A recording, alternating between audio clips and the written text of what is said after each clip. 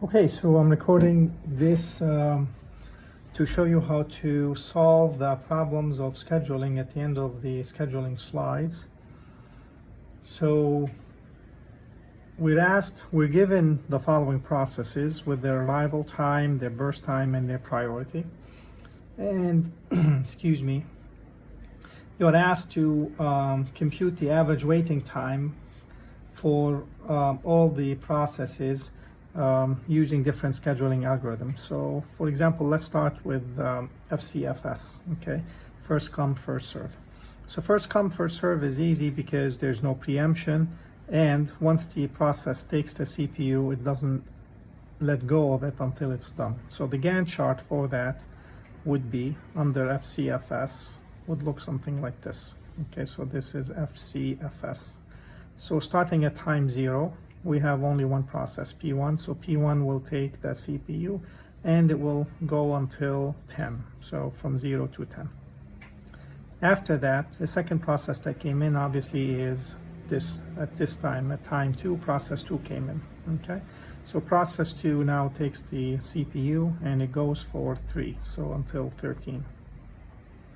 Then at time 3, process 3 comes in, it takes the CPU for 5, so that's 18, 5 plus 13 is 18, and then P4 comes in after that at 7, so this is P4.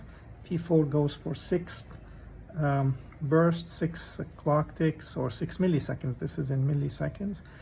6 plus 4, 6 plus 18 is 24, and then finally P5 takes the CPU and it goes for 4, totaling 28.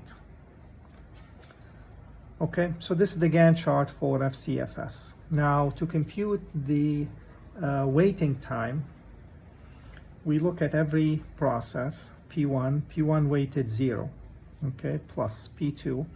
P2 took the CPU at 10, but arrived at 2. So 10 minus 2 is P2, okay?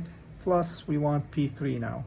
So P3 was in the CPU at 13, but it arrived at 3. Plus P4.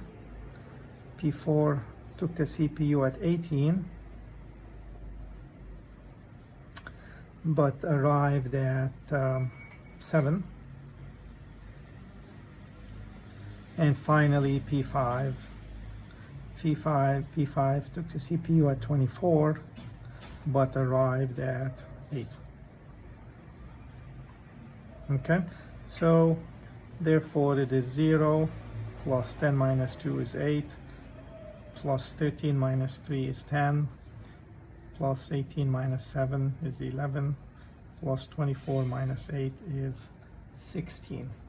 Okay, so that would be what, 18 and 16 is 34, and 135, 45. Okay, so 45 for all the processes divided by the number of processes, 5, gives us the average waiting time.